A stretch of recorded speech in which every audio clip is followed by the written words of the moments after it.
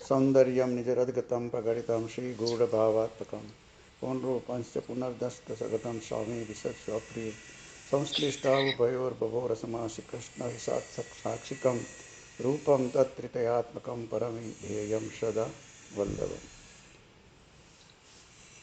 શ્રી વલ્લભની કૃપા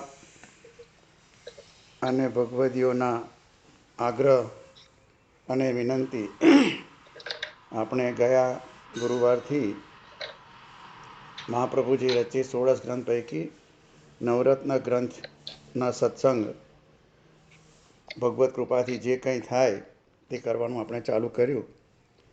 તે મુજબ ગયા ગુરુવારે આપણે નવરત્ન ગ્રંથનો પ્રથમ શ્લોક થોડો જોયો. શ્રી મહાપ્રભુજી આ નવરત્ન ગ્રંથની અંદર ગોવિંદ દુબેના માધ્યમથી સર્વે વૈષ્ણવોને ચિંતા અલૌકિકમાં ભગવત સેવામાં ક્યાં પણ આપણને ઉદાસીનતા આવે તો તેને લગતી જે કંઈ ચિંતા આવે એના નિવારણ અર્થે ગોવિંદ દુબેને પત્ર લખીને આ નવરત્ન ગ્રંથ મોકલે છે અને કહે છે કે આ ગ્રંથનું શ્રવણ પઠન કરવાથી તમારી જે પણ ચિંતાઓ છે બધી નિવૃત્ત થશે. શ્રી આચાર્યજી મહાપ્રભુજી જણાવે છે, ચિંતા કાપી ન કાર્યા નિવેદિતાત્મભી કદાપિથી ભગવાન અપી પુષ્ટિસ્થો ન કરીષ્યતિ લૌકિકીમ ચ ગતિમ. ગયા સત્સંગમાં આપણે જોયું કે નિવેદિતા થયેલા આત્મા એટલે કે જેને ભગવત બ્રહ્મ સંબંધ લીધો છે એવા જે પણ જીવો છે એમને કોઈ પણ પ્રકારની લૌકિક કે અલૌકિક ચિંતા કરવી નહીં. કેમ નહીં કરવી તો એ બતાવતા કહે છે કે ભગવાન અપી પુષ્ટિસ્થો ન કરીષ્યતિ લૌકિકીમ ચ ગતિમ. ભગવાન પુષ્ટિસ્થ એટલે કૃપા માર્ગમાં રહેલા છે. આ કૃપા એટલે શું?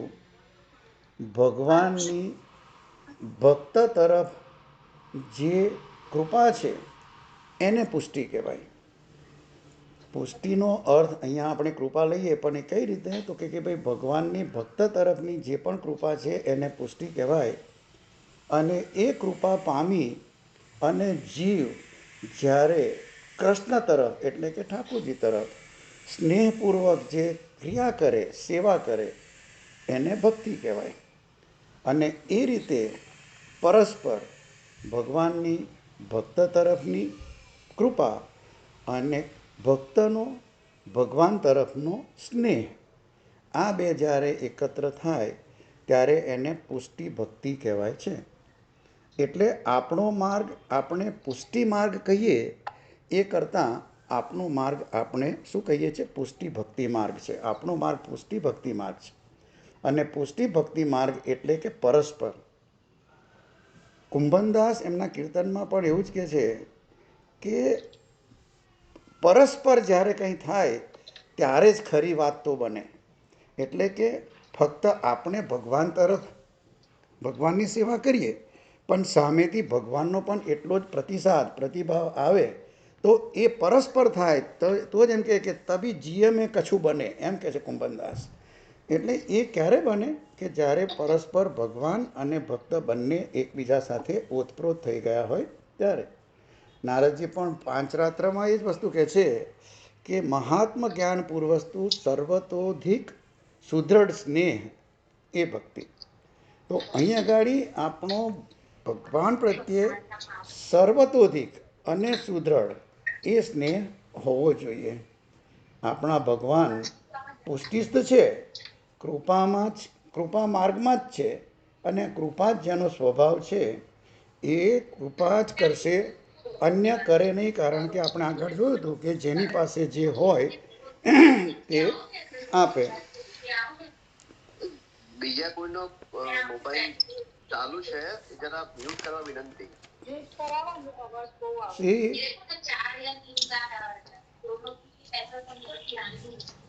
એકે સાથ જયા કરીને સ્ટાર્ટથી નામ છે, જયા કરીને. આપણા મહાપ્રભુજી આપણને અહીંયા આશ્વાસન આપે છે કે ભગવાન અપી પુષ્ટિસ્તો ન કરીષ્યતિ લૌકિકીમ ચ ગતિમ. કૃપા માર્ગમાં રહેલા ભગવાન આપણી લૌકિક ગતિ નહીં કરે. આ નહીં કરે એ શબ્દ કીધો એ પ્રભુએ શ્રી આચાર્યજીએ આપણને આશ્વાસન આપ્યું છે. અને મહાપુરુષોના આશ્વાસન એટલે એક જાતનું ખાતરીપૂર્વકનું વચન. સ્ટેમ્પ પેપર પર જ્યાં સુધી સાઇન ના થાય ત્યાં સુધી સ્ટેમ્પની વેલ્યુ ગણાતી નથી. એવી રીતે જ્યારે મહાપ્રભુજી શરૂઆતમાં જ કહે છે કે જીવની લૌકિક ગતિ થવા નહીં દે, એટલે એ આપણને ખાતરી આપી દીધી કે આપણું ચિત્ત લૌકિકમાં નહીં ચોટે. આટલું કરવા છતાં પણ આપનું ચિત્ત કેવું છે? ચંચળ છે. અને મન સંકલ્પ અને વિકલ્પથી ભરેલું છે. હવે જો લૌકિક ગતિ કે વૈદિક ગતિ નહીં કરવા દેનો મતલબ શું થયો? મહાપ્રભુજીએ કીધું કારણ કે મનને કંઈક તો કરવું જ છે. હવે લૌકિક અને વૈદિક નહીં કરે તો એ શું કરશે?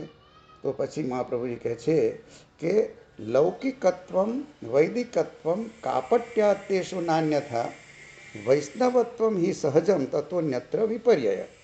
એટલે કે લૌકિક અને વૈદિક ગતિ નહીં કરે એ લૌકિક અને વૈદિક કેવી રીતે કરવાનું છે? કાપટ્ય ભાવથી, સાક્ષી ભાવથી કરવાનું છે. અને સાક્ષી ભાવથી કરવાનું છે તો સહજ ભાવથી શું કરવાનું છે? વૈષ્ણવત્વમ હિ સહજમ. વૈષ્ણવતા જે છે એ પ્રગટ થશે આપણામાં. જ્યારે લૌકિક અને વૈદિક ઓછું થશે તો આપણામાં વૈષ્ણવતા પ્રગટ થશે. અને વૈષ્ણવતા પ્રગટ થશે તો વૈષ્ણવનો એક સહજ સ્વભાવ સત્સંગ તરફ આપનું આકર્ષણ થશે. સત્સંગ માટે આપણે પ્રેરાઈશું. લૌકિક કાર્યમાંથી આસક્તિ જો ઘટશે તો સત્સંગમાં આસક્તિ વધશે. કારણ કે આ તો પ્રેમ જેવી વસ્તુ છે. પ્રેમ ગલી અતિ સાંકરી જામે દો ન સમાય. જબ મેં થા તબ હરી નહીં, અબ હરી હૈ તબ મેં નહીં. તો લૌકિક વૈદિક ઓછું થશે તો આપણે સત્સંગ તરફ, સત્કાર્યો તરફ વળીશું. અને એનાથી બીજું શું થશે કે સત્સંગ કરવામાં આપણને એક મોટો લાભ એ છે કે આપણામાં રહેલા અહંતા અને મમતા, હું અને મારું, એ બે ધીરે ધીરે ઓછું થશે. અને પછી આપણે સંસારના કાર્યો કરીશું તો પણ એમાં આ હું કરું છું એ ભાવ નહીં આવે, અભિમાન નહીં રહે. સત્કાર્યો પણ કરાવશે ઠાકોરજી ભગવત કૃપાથી. તો એ સત્કાર્યો કરવામાં પણ જેમ અન્યમાં બીજા લોકો છે કે જે સત્સંગમાં કે ઠાકોરજીની સેવામાં કે માર્ગમાં એટલા નથી સ્થિત થયા, એ જ્યારે કોઈ પણ વસ્તુ કરશે કે કોઈ મનોરથ કરશે તો એમ કહેશે કે આ મનોરથ આપણે કરાવ્યો છે, તમારે આવવાનું છે. અને એ જ વસ્તુ જો કોઈ વૈષ્ણવ સહજ ભાવથી કહેશે કે જેનામાં વૈષ્ણવતા સહજ આવી ગઈ છે તો એ જ કહેશે કે ઠાકોરજીની કૃપાથી ઠાકોરજી આ મનોરથ કરાવ્યો છે. એટલે એમાં અહંતા અને મમતા વસ્તુ એ જ છે, ખાલી ભાવ બદલવાનો છે. તો આ જે છે એ પછી વૈષ્ણવી જીવની શું થઈ જાય છે? વૃત્તિ થઈ જાય છે. હવે પ્રવૃત્તિ જ્યાં સુધી રહે ત્યાં સુધી થાક લાગે, પણ વૃત્તિનો કોઈ દિવસ થાક લાગતો નથી. દિવસ દરમિયાન ઘણી બધી એવી આપણે પ્રવૃત્તિ કરીએ છીએ અને એ પ્રવૃત્તિ કર્યાનો આપણને સાંજે ઘરે આવીએ તો થાક લાગે છે.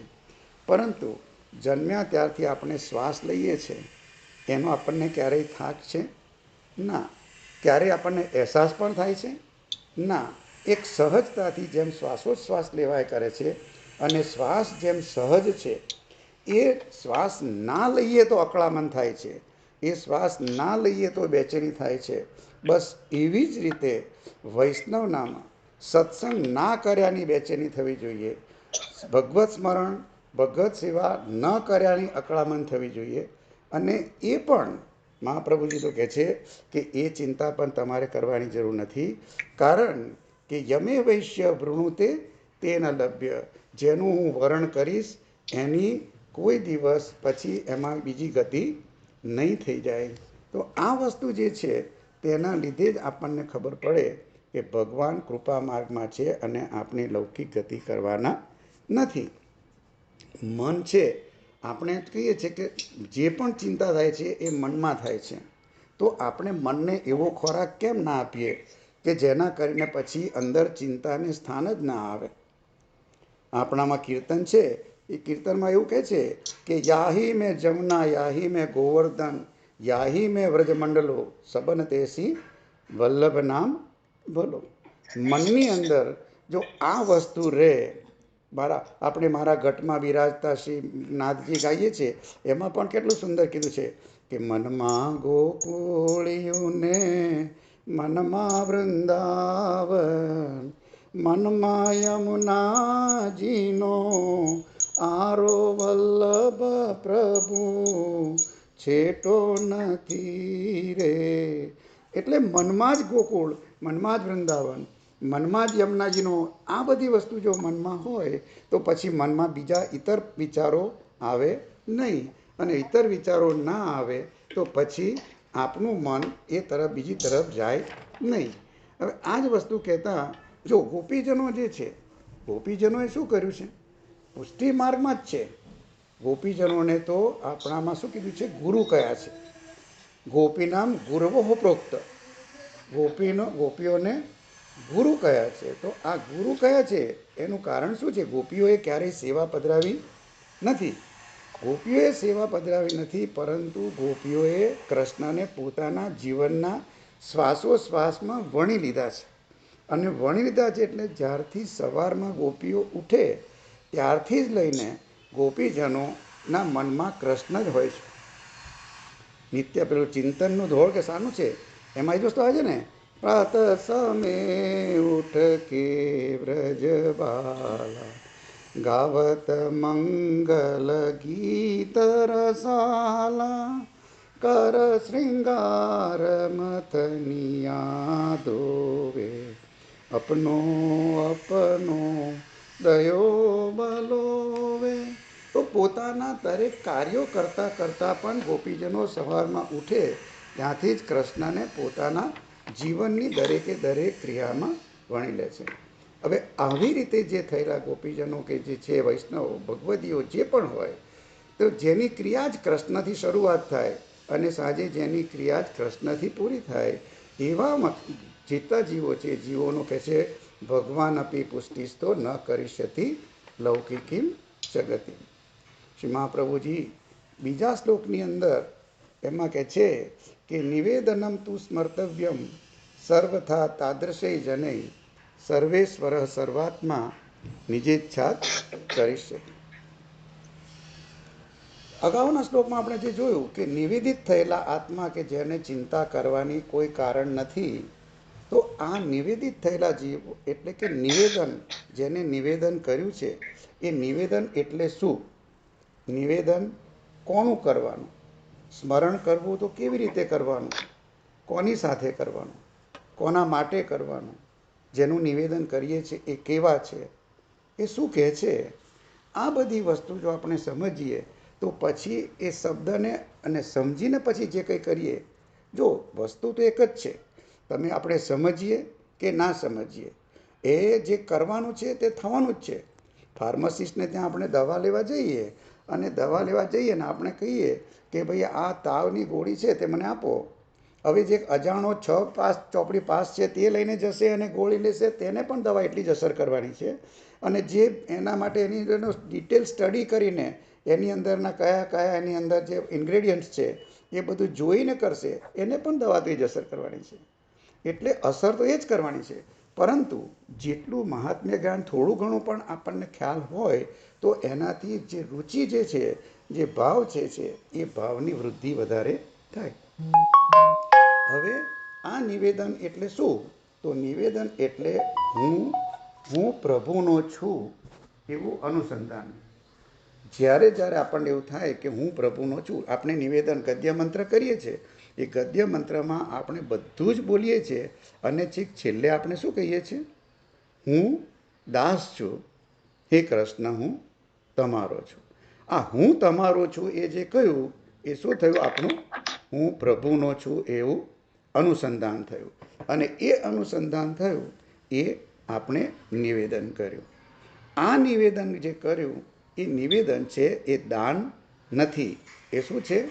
સમર્પણ છે. દાન આપણાથી એકવાર દાન જેને આપ્યું એ આપણાથી પાછું લેવાય નહીં. આપનો માર્ગ સમર્પણનો માર્ગ છે. નિવેદનમ તું સ્મર્તવ્યમ કરીને જે નિવેદન મંત્ર કરીએ છીએ તો એમાં સ્મરણ જે સમર્પણ કર્યું છે એ સમર્પણ સમર્પિત થયેલી જે પણ પદાર્થ કે વસ્તુ છે એ આપણે પાછું લઈ શકીએ છીએ. અને એને લીધે જ આપણને જે સિદ્ધાંત રહસ્યની અંદર કીધું છે ને કે દત્તાપહાર વચનમ, જે દત્તા અપહાર કરવાનો જે દોષ છે એ દોષ આપણને લાગતો નથી. મહાપ્રભુજી સિદ્ધાંત રહસ્યમાં કહે છે કે આ જે દત્તાપહાર જે કીધું છે એ અન્ય માર્ગનો શબ્દ છે, આપણા માર્ગનો નથી, એ વસ્તુ કીધું છે. એટલે જે આપણે કહીએ છીએ કે હું દાસ છું અને હું તમારો છું, એ નિવેદન કહેવાય. હવે એ નિવેદન કહેવાય. એની આગળ જે છે આપણે બ્રહ્મ સંબંધ લીધો છે, આપણે ઠાકોરજીની સેવામાં પહોંચીએ છીએ, સેવામાં આપણને રુચિ પણ એટલી જ છે, આપણું ઠાકોરજી પ્રત્યે આપણો સ્નેહ પણ વધારે છે, બધું જ છે. પણ જે મહાપ્રભુજી અહીંયા આગળ કહે છે એ વસ્તુને આપણે થોડીક ઇગ્નોર કરી દીધી છે. એનું કારણ એ છે કે આપણે બધું જ કરીએ છીએ, પરંતુ આપણને કેવો સત્સંગ જોઈએ, આપણને કેવી કથા શ્રવણ કરવાની ગમે, તો કહે છે કે જે વસ્તુમાં મારું હિત હોય, જે મને ગમે અને જે મને ગમે છે એને લગતી જેમાં વાતો આવે એ વસ્તુ, એ વક્તા, એ કથા એ મને ગમે. હવે અહીંયા ગાડી મહાપ્રભુજી આપણને લાલ બત્તી ધરે છે. નિવેદન કર્યું, હું દાસ છું કહ્યું, હું તમારો છું કહ્યું, પણ એની આગળ જે બોલ્યા એ બધું આપણે વિસ્મરણ કરી દીધું. એની આગળ આપણે શું બોલ્યા કે મેં મારું બધું જ સ્ત્રી, પુત્ર, દેહ, આત્મા, ઇન્દ્રિયો, તમામ વસ્તુ, લૌકિક, બરાબર, આ લોક પરલોક, આત્મા સહિત આ બધું જ સમર્પણ કર્યું છે. આ વસ્તુનો જે પાર્ટ છે ને આપણે અડધો લીધો પાછળનો, હું દાસ છું, હું તમારો છું, પરંતુ આપણે આગળની બધી વસ્તુ ભૂલી ગયા છે. એ વસ્તુને યાદ કરવાનું મહાપ્રભુજી કહે છે નિવેદનમ તું સ્મર્તવ્યમ સર્વથા તાદ્રશે જનૈ. એટલે જ્યારે જ, અને તાદ્રશી જનો આપણને ક્યાં મળે? તાદ્રશીનો આ તો કંઈ એવું થોડું છે કે ભાઈ આપણે ગોતવા નીકળી જઈએ, શોધવા નીકળી જઈએ એટલે મળી જાય, એવું નથી. તો કહે છે ને કે આ એક એવી છે, દરેક વસ્તુ દવા લેવી હોય તો ફાર્માસિસ્ટને ત્યાં મળે, બરાબર છે. કોઈ કોર્ટમાં કેસ ચાલતો હોય, એમાં કેસ કરવો હોય તો વકીલ પાસે જવું પડે. તો એવી રીતે આપણે આ નિવેદન મંત્રનું સ્મરણ કરવું હોય તો એને કરવા માટેની જગ્યા કઈ? તો એને જગ્યા કરવાની માટેની જગ્યા છે સત્સંગ. કીર્તન ધોળપદમાં પણ આપણે ગાઈએ છીએ, ચાલો રે જઈએ સત્સંગમાં, સત્સંગ મોટું ધામ છે, આપણે ગાઈએ છીએ, બધું જ કરીએ છીએ, પરંતુ આપણને જ્યારે સમય થાય ત્યારે આપણે એનું વિસ્મરણ થઈ જાય છે. તો આ સ્મરણ જે કરવાનું છે આપણે નિવેદન મંત્રનું, એ ક્યાં જઈને કરવાનું છે? આપણે સત્સંગમાં કરવાનું છે. અને સત્સંગમાં આપણે જઈએ તો એ સત્સંગમાં જઈ અને ત્યાં આગળ આપણે નિવેદન મંત્રનું સ્મરણ કરવાનું. એટલે ફક્ત બોલવાનું જ કે હું કૃષ્ણ છું, હું કૃષ્ણનો દાસ છું, હું તમારો છું, અથવા તો મેં તમને આ બધું સમર્પણ કર્યું છે, એ ખાલી બોલવાનું, એને સ્મરણ કહેવાય? સ્મરણ કોને કહેવાય? આપણે લૌકિકમાં આપણો દીકરો પરદેશ ગયો હોય, સ્મરણ ભક્તિ આપણે પહેલાં વિચારીએ, સ્મરણ ભક્તિ નવધા ભક્તિમાં કયા સ્થાને આવે છે? ત્રીજા સ્થાને. શ્રવણમ, કીર્તનમ, વિષ્ણુ સ્મરણમ, પાદ સેવનમ, અર્ચનમ, વંદન, દાસ્યમ, સખ્યમ, આત્મનિવેદનમ. સ્મરણ ભક્તિ ત્રીજા સ્થાને આવે છે. સ્મરણ કરવું હોય તો એમને કોઈનું સ્મરણ થાય નહીં. હમણાં હું એમ કહું કે ભાઈ ભારતના ત્રીજા રાષ્ટ્રપતિ હતા, એનું સ્મરણ કરો. કોનું સ્મરણ કહીએ?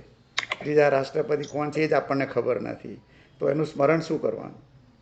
સ્મરણ એનું જ થાય જેની વારંવાર આપણે જેની યાદ આવે, જેનો આપણને સંયોગ પહેલાં બહુ જ થયો હોય, અને સંયોગ બહુ જ થયો હોય ત્યાર પછી એની ગેરહાજરી થાય, એટલે કે એનો વિયોગ થાય. અને વિયોગ દશામાં, વિપ્રયોગ દશામાં આપણે સ્મરણ કરીએ. સ્મરણ સંયોગમાં ના થાય. સ્મરણ સંયોગમાં ફક્ત કોણે થયું? ખાલી ગોપીજનોને. અને આપણે જે એમાં પેલું એ કીધું ને કે આપણે પ્રત્યક્ષ વિરહ થયો ને, તો વિરહ દશા એ કીધું ને કે ભાઈ વિરહ દશામાં પણ આપણે દેશાંતર વિરહ અને વનાંતર વિરહ ને એ બધું આપણે કહેતા હતા. એમાં પલકાંતર વિરહ અને પ્રત્યક્ષ વિરહ આવે. તો આ જે પ્રત્યક્ષ વિરહ છે એ કોને થાય? આ ગોપીજનોને. સામે કૃષ્ણ છે તો પણ ચાલ્યા જશે તો, આ તો જે છે ને એ પ્રત્યક્ષ વિરહ થયો. સેવામાં આપણે ઠાકોરજીની સેવામાં બેઠા જ છીએ, સેવા પહોંચીએ છીએ, શ્રૃંગાર થઈ રહ્યા છે, ઠાકોરજી ભોગ અંગીકાર કરી રહ્યા છે, આપણી સન્મુખ છીએ, પણ તે વખતે જો સેવામાં એટલું બધું ચિત્ત ઠાકોરજીમાં હોય અને તે વખતે જ્યારે આપણે પછી ઠાકોરજીને પોઢાવવાની શરૂઆત જ કરવાના હોઈએ તે વખતે વિરહ જે થાય કે હવે સેવામાંથી હું નિવૃત્ત થઈશ, હવે શું, આ જે છે ને એ વિરહ જે છે એને આપણે કહીએ પ્રત્યક્ષ વિરહ. તો આ વિરહ જે છે એ વિરહ જે કરો તો આ જે આવી દશા આવે ને ત્યારે આપણે એ વ્યક્તિઓનું સ્મરણ કરી શકીએ. લૌકિકમાં એકે શાહ અનમ્યુટ કરો. એકે શાહ શ્રીધર સત્સંગવાલા.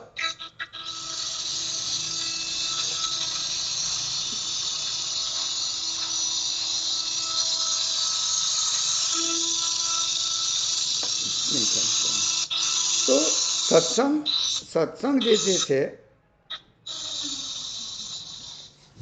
સત્સંગ તો જે આપણો દીકરો છે પરદેશ ગયો છે, તો પરદેશ ગયો છે જે આપણી પાસે સંયોગમાં આપણી સાથે હતો, તો એનો આપણને વિયોગ થાય તો તેવી દશામાં આપણે સ્મરણ થાય. તો અહીં આગળ મહાપ્રભુજી કહે છે નિવેદનમ તું સ્મર્તવ્યમ. તો આ નિવેદન મંત્ર જે છે એનું સ્મરણ ઠાકોરજીની એટલે કે ઠાકોરજીના ગુણગાન, ઠાકોરજીનું કીર્તન, ઠાકોરજીની કથા વાર્તા, આ બધું જે કરીએ આપણે અનુસરમાં એને આપણે સ્મરણ કર્યું કહેવાય. તો એ વસ્તુ આપણે કરવાની છે. એ કોની સાથે કરવાની છે? તાદ્રસીજને. આ તાદ્રસીજને, એ તાદ્રસીજનો એટલે કોણ? જેનું હૃદય શુદ્ધ હોય, જેને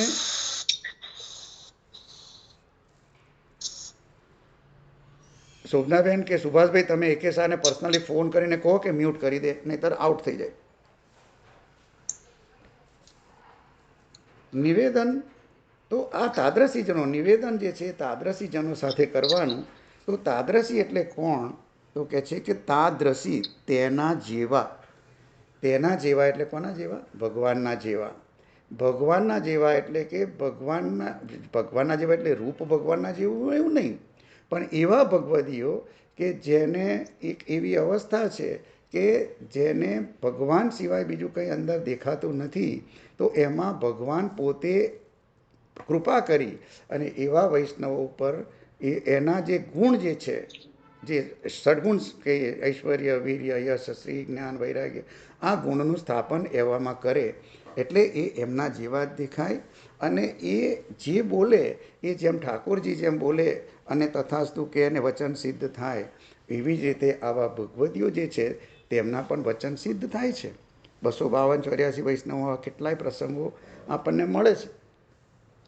માધવ ભટ્ટ કાશ્મીરી એનું ઉદાહરણ લઈએ તો એક કોઈ ગામ ગયા હતા અને ત્યાં કોઈ વૈષ્ણવનો દીકરો ત્યાં મૃત્યુ પામ્યો હતો.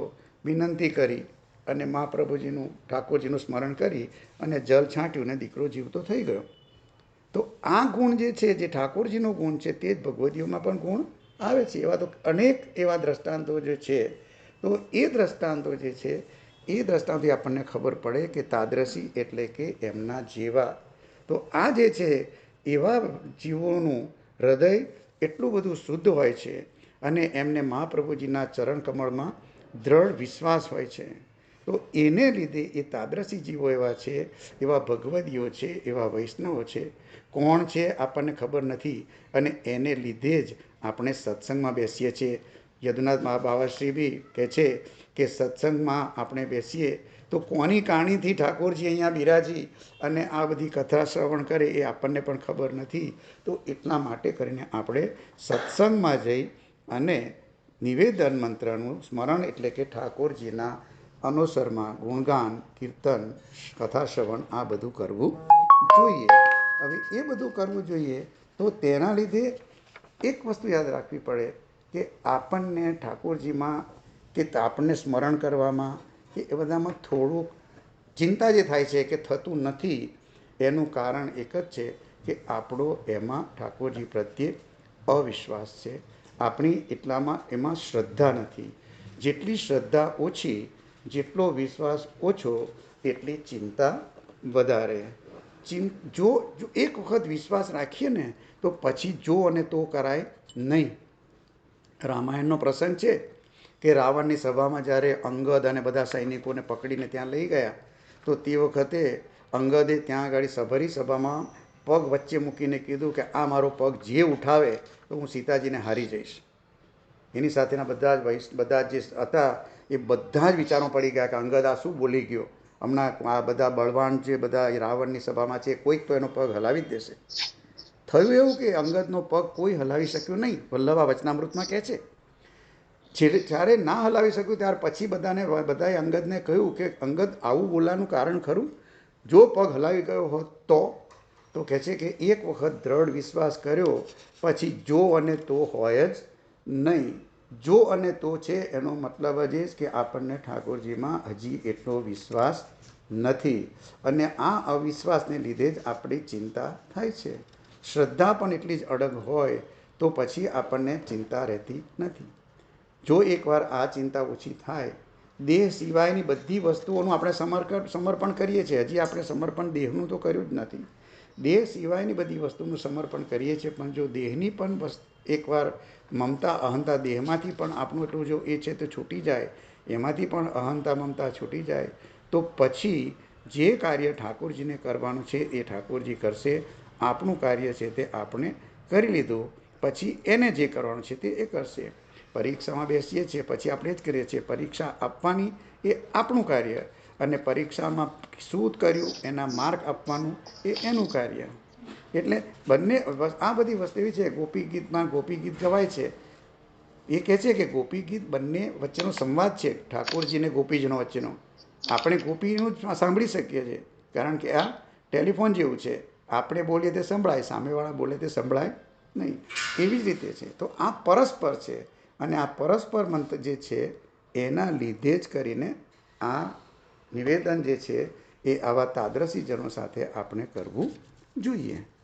દેહની ચિંતા ના થાય, પોતાના ઘરે શું છે એની પણ ચિંતા ના થાય, એવા કેટલાય તાદ્રશી વૈષ્ણવો 84-252 વૈષ્ણવમાં મળે છે. પદ્મનાભ દાસ કશું જ નથી, ખાલી છોલા છે, છતાં પણ જેવી પ્રભુની ઈચ્છા, ફક્ત છોલા જ ધરાવે છે. અને ઠાકોરજી છોલામાં જે ભાવથી પદ્મનાભ દાસે છોલા અંગીકાર કર્યા છે તે છોલાની કટોરીમાંથી તે ભાવનો સ્વાદ ઠાકોરજી લે છે. ગદાધર દાસ કંઈ જ નથી, છોલા પણ નહીં એમને તો. પદ્મનાભનાથજી છે જલની લોટી ધરાવે છે જારીજી, અને એમાં ભાવ કરે છે, અને ઠાકોરજી એ પણ અંગીકાર કરે જ છે. તો આવા તાદ્રશી જીવોના આ જે બધા જે છે એ બધા ભગવદીઓ વૈષ્ણવોના આપણે વાર્તામાં વાંચીએ છીએ, એ આ જ વસ્તુ જે બધી છે તે શું કહેવાય? સ્મરણ કહેવાય. તો આ નિવેદન મંત્ર, નિવેદનમ તું સ્મર્તવ્યમ સર્વથા તાદ્રશે જને. સત્સંગમાં આપણે આ જે કંઈ કથા વાર્તા કરીએ છીએ, સત્સંગ કરીએ છીએ, એ શું કહેવાય? આપણે શું કરી રહ્યા છીએ? ઠાકોરજીનું સ્મરણ કરી રહ્યા છીએ. અને એ સ્મરણ કરી રહીએ તો એનાથી આપણને વસ્તુ શું થાય કે આપણે આપણું સ્વરૂપ કદાચ ભૂલી બી ગયા હોય ને તો પણ પાછું આપણને ત્યાં આગળ તાજું થઈ જાય કે ના, હું કોણ છું. આપણે કીધું ને હમણાં કે નિવેદન કરવાનું તો કોણ કરે અને કોણે કરે. તો એ વસ્તુ જે છે સ્મરણ કરવાનું પણ આપણે ભૂલી ગયા છે કે સ્મરણ કેવી રીતે કરવાનું. તો મહાપુરુષો વૈષ્ણવો ભગવતીઓ જ્યારે સમજાવે ત્યારે આપણને ખબર પડે કે સ્મરણ કેવી રીતે થાય.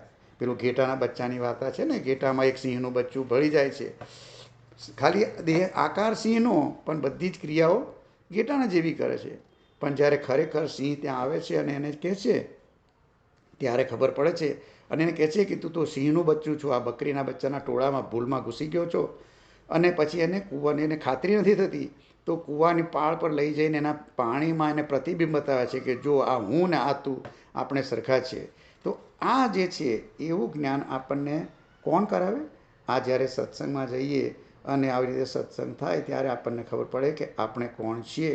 આપણે આ બકરીઓના બચ્ચામાં રહેવાયેલા નથી, ટોળાઓમાં રહેવાયેલા નથી.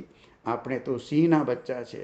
અન્યત્ર જે થાય એટલા માટે પેલા માનસિંહ બી જ્યારે ગિરિરાજજી પર દર્શન કરવા જાય છે ઉનાળામાં, ત્યારે બધા જ પેલા મથુરામાં અને બધા જ પેલા સાજ ને શણગાર ને બધું ધરાવે છે ને, અને પછી છેલ્લે ગિરિરાજજી પર આવે છે ને ત્યાં આગળ સુંદર પેલી ફુવારા અને આપણે પેલી ખસની ટટ્ટી લગાવેલી હોય છે, ત્યારે માનસિંહ બોલે છે કે ખરા દર્શન તો અહીંયા છે, બાકી બધે તો પ્રદર્શન છે. તો એ વસ્તુ જે આખી છે એને કીધું કે ભાઈ આ દર્શન અને બાકી બધે પ્રદર્શન. પણ આવ ક્યારે ખબર પડે?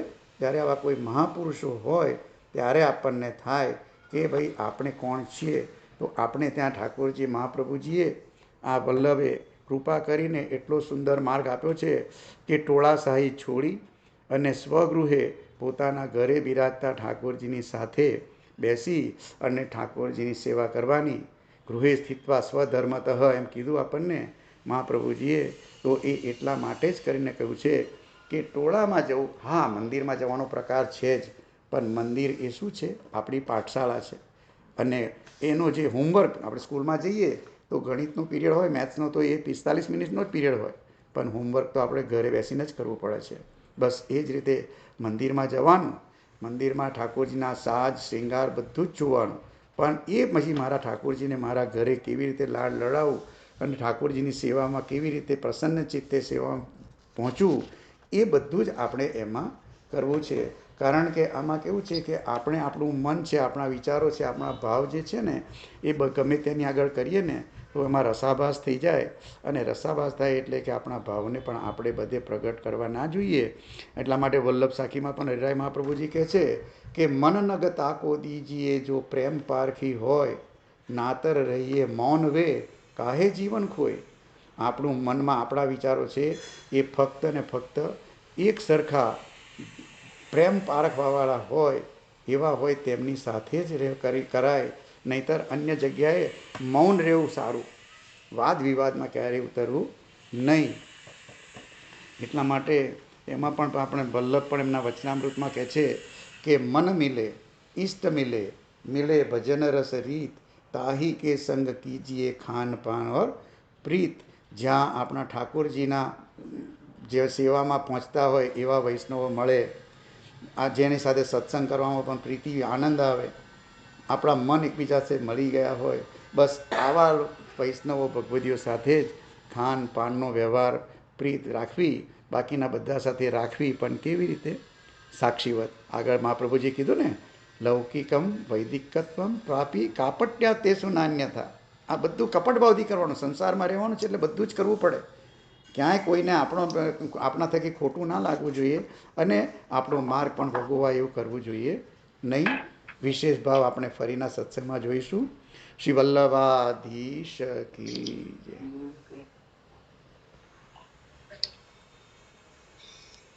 આશ્રયનું પદ લઈ લેશો? કોણ લેશે? શિલ્પા,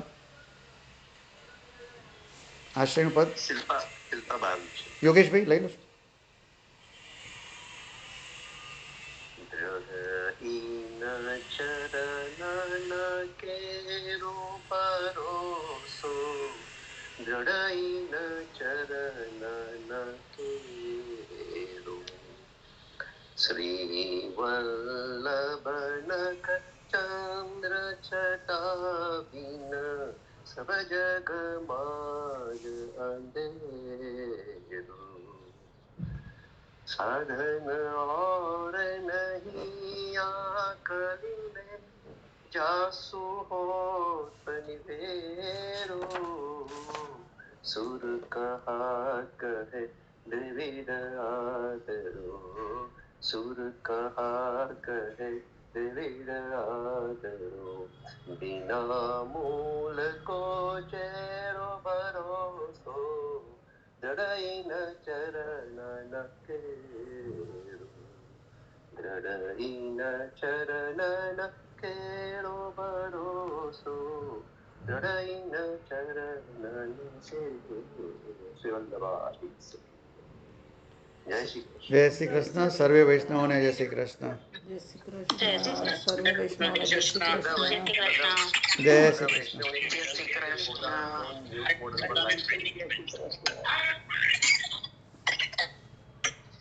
જય શ્રી કૃષ્ણ બધાને. બધાને જય જય શ્રી શ્રી કૃષ્ણ.